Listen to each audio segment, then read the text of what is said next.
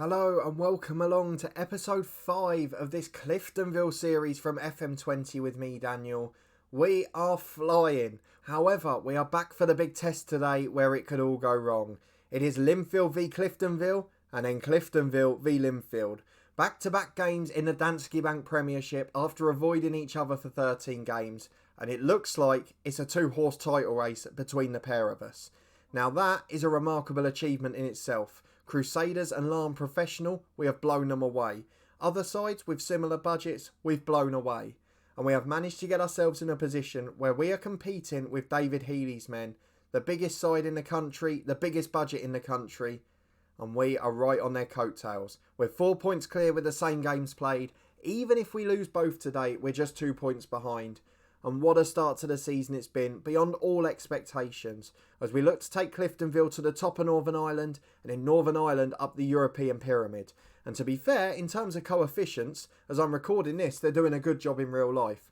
To show you how far ahead I'm recording this, I am recording just as both Glentoran and Coleraine won their preliminary qualifiers in the Europa League in midweek. So fantastic results for them, lots of great transfer action going on in Northern Ireland. And we're having a great time with them, particularly on the podcast where we've talked to lots of current and former pros from there. And I can't wait to do more of those in the future too. But if you are enjoying this series so far and you're looking forward to the 2 biggest games of the season in the league, please do put a thumbs up on the video. Subscribe down below to stay up to date with this series and all the other daily FM20 content on the channel. As we get going with Cliftonville today, there's no bigger way I can sell this. It is a massive game. It is Linfield Cliftonville. And the winners of these 3 or 4 games, as it may turn out to be, will decide who wins the title. I'm pretty sure of it. We've both had 1 or 2 little slip-ups. Linfield were in Europe a bit longer, so they've been playing catch-up, which hasn't helped them. And I'd imagine as the season goes on, they'll get more consistent and we might get a bit less. So these 4 games mean so much more. We're also trying to sign Andrew Taylor, an experienced left-back, played for Middlesbrough back in the 2000s. I'm sure he was around when they got to the Europa League final back in the day. But he's also played for Bradford, Watford, Cardiff, Reading, Wigan, Bolton. He's got loads of experience. And one of the positions we're weakest in the team, I feel he could probably solve that problem. So I'm hoping that deal will get done soon. We have, however, done one more, and it is another massive signing at this level. We have managed to bring in, and you're going to be surprised by this, Ben Anick. He is an experienced 32-year-old goalkeeper. Came through back in the day at Sunderland, played for my club Luton Town on a 1-month emergency loan, has got loads of experience in England. The likes of Barnsley, Peterborough and Bolton where he played the majority of his football, and he has now made 1 appearance for us, keeping a clean sheet as well. 4-star ability, 4-star potential, majorly better than Richard Brush and Declan Dunn, who will try to loan out in January. And I feel like we're using that European money to just try and bolster this squad. I feel like we can possibly compete for the title. Maybe if we can get Taylor done anyway. We've suffered with the wingers out injured. We've managed to get decent results while they were out. And now they're back. We're absolutely flying. So you were with me last time, a long time ago, as we played Crusaders on the 31st of August. Since then, we have had 10 games in all competitions. Firstly, we played second tier Ards in a Shield. We won 2-0 with McCrudden and Curran getting the goals. Ryan Curran, the backup that is. Adam Douglas on for his debut, sent off on his debut. He won't be playing again anytime soon. A 1-0 win against Glenarvan. Joe Gormley with the winner in the first half there. Did also manage to miss a penalty too. A 2-1 defeat away at Dungannon Swifts. McMenamin got a goal. Alex Bruce with an OG, and we conceded a winner late on. Another one of them little slip-ups like the Ballymena on the first day. And then at Institute we recovered with our own 2-1 win. McCrudden scored a screamer late on, and that sealed it in an uninspiring performance. Thomas Stewart with the first before that. He's had a good season so far. At Glentoran, a 2-0 victory. Stewart and McMenamin with the goals before a 3-0 demolition of Larne. Joe Gormley, Levi Ives, the left back we're looking to replace, and Toby Edser with the 3 goals there. An injury for Shotton as well, which as you can see, we've managed to survive despite getting worse at the back. A 5-1 win at Ballymena. Now this looked difficult because we were worried about them. They play an unusual formation. We got battered by them on the first day. And at 2-1 it was looking tense with 10 to go. McMenamin got the 2 goals and then Ballymena went attacking. They changed tactic and it did not work. McCrudden got a brace, Edser got 1 and the scoreline heavily flattered us. But we did follow that up with a 4-2 win in the Bet McLean Cup third round. Bolger, Edsa and a brace from Gormley. As a slightly rotated side got a good result. We did concede 2 in a minute though, so we did end up throwing away 3-0 to 3-2. But Gormley then got us back in our comfort zone. And then a 3-1 win in the Shield against Larne this time. McCrudden with a brace, McMenamin with the goal, as we came from behind at half-time to win 3-1. Away at Coleraine on Monday night, we won 1-0 with a McCrudden goal. And this is the moment I believed we could win the league. Michael McCrudden in the 93rd, a moment of champions, a performance, a resolute defensive one, and then a last-minute winner when you don't really deserve it. That is what being champions is all about. So if we can get results out of one or both of these Linfield games, I'll know we're going to be in it. So the only way to find out is by getting into the first of them. The finances not dipping at all. So we're managing the wages well, and it looks like, with the outgoings we have, the European money will cover us. So if we finish in the top 2 and get Europe again, there's not going to be an issue. And it won't be long before we can look at becoming Ireland's 4th professional club. We are both in excellent form, but Linfield did lose one game. At home to Glenarvan, they had a shock. But we've both had the odd one this year. So let's see how we get on in this one. Saul Shotton is back from injury. He will come in for Jamie Harney. And Harney will go onto the bench in place of Bagnall. Aside from that, I think we're as strong as we can be. I was tempted to bring Bolger in. He's been in good form when he's played. But at the moment, this 11's doing the business and we're going to stick with it. So it's Ben Anick in goal for his 2nd appearance at Cliftonville. McDermott and Ives the fullbacks. You can see Ives is the weakest in the 11 now. We're desperate to get Andrew Taylor in. Shotton and Bruce centre half. We'll keep an eye on the fitness of the youngster on loan. Chris Curran on the right wing. Story and Edser in the middle. McMenamin backing over on the left. And Gormley and Thomas Stewart up front, with the likes of McCrudden, Curran, Bolger and the defensive Jamie Harney on the bench. We've got quality if we need it, but this is our biggest test of the domestic season. Linfield v Cliftonville, in we go. What do you think's going to happen? Let me know below. 4-2, 3-1 for Linfield. Loads of familiar names, loads of good names. In the number 10, Daniel Cairns. He's the old Peterborough player. Up front, Lavery. He's played in England as well, I'm sure. Everton he came through at. He's played at Falkirk in the 2nd tier in Scotland. They've got Bastien Harry in midfield. Really good player again. Played in Ireland. Played in the Football League over 50 times. They're a professional side and they're much better than most of our team. So this is going to be difficult. On paper, the first time we're heavy underdogs in the league. So let's ask the lads to prove a point, get into the first half, and hopefully we can come out on top. If we can get a point out of this, I will be thrilled. And we're back as Bastien Harry has been brought down. We have come back immediately for a red card. What a start to a highlight and a game that is. Oh, Craig Story, you've let us down there, son. I don't know what to do now. Do I sacrifice Gormley or Stewart? I think we have to leave Gormley on. So he will go up front on his own as the poacher. Stewart will drop in for Story. And this is turning into a nightmare. Aaron Bolger's on, but we're never getting something out of this now. Balanced mentality. Let's keep it up and see how long we hold out for. As Harry finds Quinn the left back. It's all Linfield and Lavery heads in. And this has the risk after 9 minutes of turning into a horror show. It's been a brilliant season so far, but it could all unravel thanks to that early red card. I'll be honest, the lads have responded brilliantly, and with nearly half an hour gone, we've hit the post, it's offside. Alex Bruce on the end of a set piece causing a threat. But aside from that, we've kept Linfield very quiet. And that shows probably how good a side we are. We're doing really well at the moment, considering we're down to 10, and Bolger the sub picks it up, finds McMenamin on the left, loads of space, and he scored as well. Aaron Bolger with a brilliant cross-field pass, absolutely wonderful, and good news for the next game, because he's going to be starting it with the suspension to Story. McMenamin scores off the wing, he's done that many times this year already, and somehow, against 11-man Linfield, a professional side, with 10, we've got back to 1-1. To be honest, as we come to half-time, we're dominating the stats now.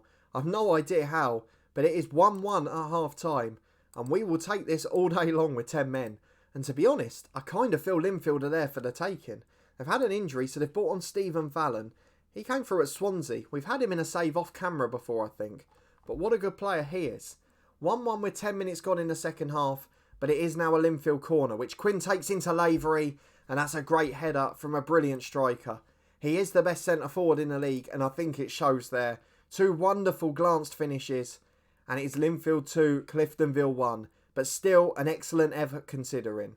And again, we're trying to fight back with McDermott on the right-hand side to Chris Curran and Gormley. Loses out to Quinn though, and he finds Lavery. On a hat-trick, of course, and Linfield, you would have to argue, are heavy favourites now, and they're starting to assert dominance. That full-time fitness, perhaps, particularly against 10, as Fallon delivers to Cooper. And it is 3-1 to Linfield. Joel Cooper scores it. Another man who has played at multiple clubs at this level, and is one of the best in the league. And I'm afraid we just can't keep up at this stage.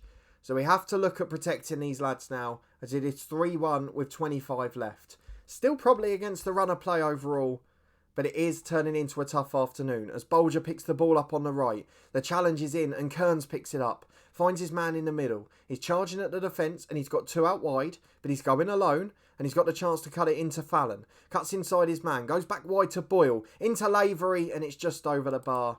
Time for changes, I think. Gormley replaced by McCrudden up front. Saul Shotton will relax him back to fitness. Harney on for him at centre half, and we'll just try and keep things a little bit tighter and rest some of the key players for the return fixture.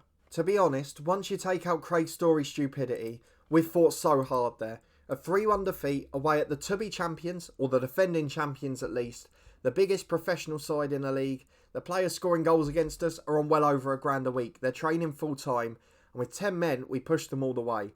So we're still top by 1 point, but Linfield right behind us, and we've got them again in 4 days' time. So let's see if at home, with 11 players, fingers crossed on the pitch, we're able to get a better result.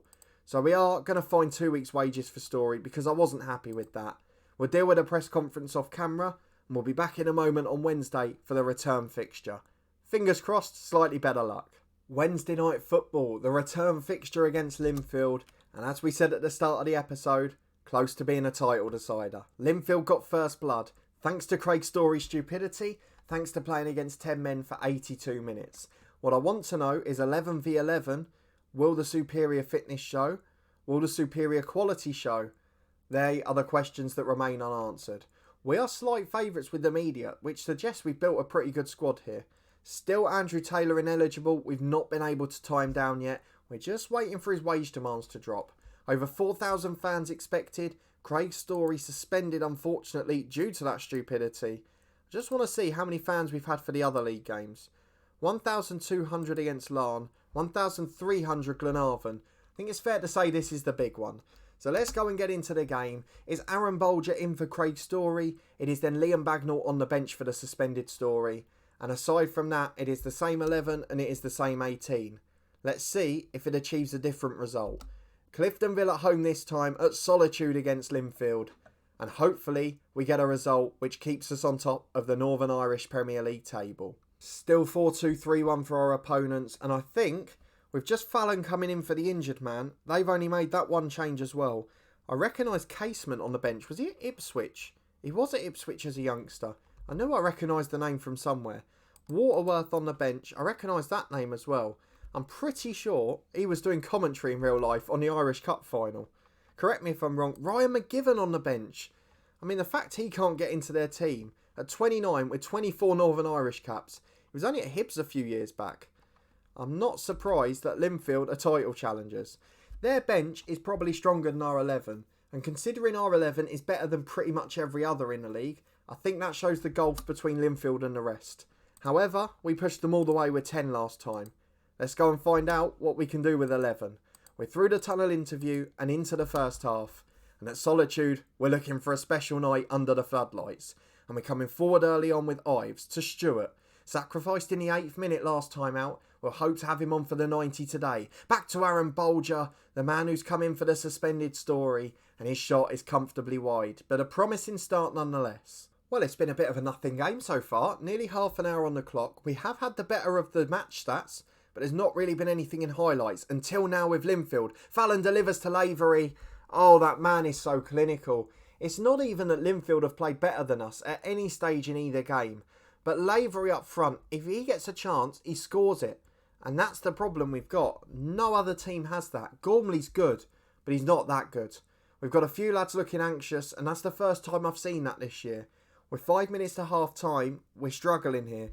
And it seems that it's more of a mental block, as McMenamin takes the corner, headed away as far as Curran. We'll be relying on people like Alex Bruce, the experienced pros, just to try and give the lads a bit of confidence, as McDermott gets it on halfway. He's gone inside to Edsa, The youngster coming forward with possession, beats one challenge, beats two. Oh, it's brilliant from Edsa. And it's tipped wide at a post by Ferguson. Almost Ryan Giggs-esque there. Sensational play. It's out for another corner. In-swinger headed away. Really good defensive line from Linfield. And Bolger back out to McMenamin. To Bolger again. Crosses block to McMenamin. Inside to Bruce, who was making his way back. And at half-time, it is 1-0 to Linfield.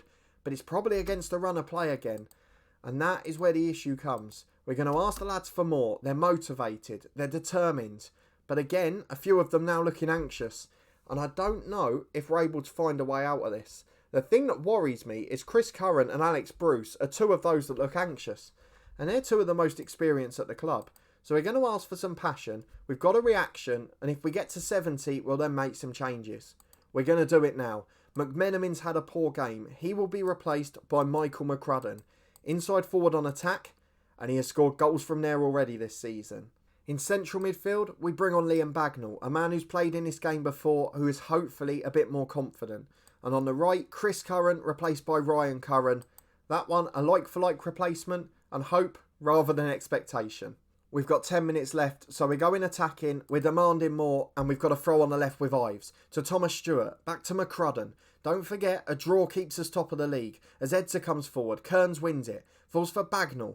Remember, he got sent off in his first game as well. That was in the Europa League. And he's out to Curran on the right. Into the box to Stewart. And it's 1-1. What a finish from Thomas Stewart. We said we'd like him on for the 90 this time. He only got 8 minutes in the first game because of that red card.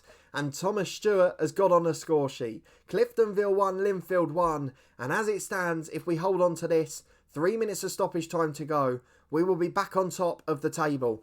And Bagnall's got sent off again. He has literally played in 2 important games for us and he's got 2 red cards. That is the end of Liam Bagnall. I'm sorry. He goes in January. We cannot afford to carry people like that. He's made 1 sub appearance in the Cup and in the Europa League he's been sent off in his 1 game. I don't know what to do. What an awful moment for the man. The cross is coming in. Why are we still playing? Why on earth are we still playing there? Now, what do we do in the middle?